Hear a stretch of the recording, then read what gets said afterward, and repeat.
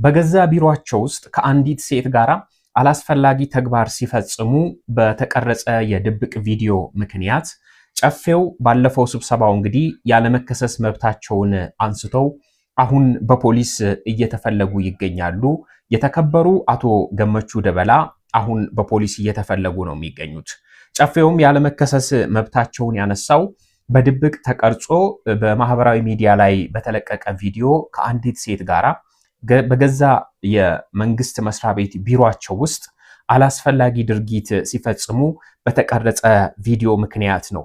እንግዲህ የመንግስት ኃላፊዎች የጨፌውም ይሁን የሌሎቹም ቦታ ላይ የተቀመጡ ሰዎች አንደኛ አራያ መሆን አለባቸው ለማህበረሰቡ፣ በሌላ መንገድ ደግሞ እንደዚህ ያለ እጅግ በጣም ጸያፍ የሆነ ነገር መፈጸም ፍጹም ትክክል አይደለም ተብሎ ነው በጨፌውም ላይ የተገለጸው። ነገሩን እዚህ ለመናገር ለመግለጽም በፍጹም የማይሆንና ከማህበረሰቡ ሞራልና እሳቤም ጋር መሄድ ስላልሆነ ነው ማንገልጸው። ግን እጅግ ጸያፍ የሆነ ድርጊት ነው በቢሮአቸው ውስጥ የፈጸሙት ሲሉ ተናግረዋል።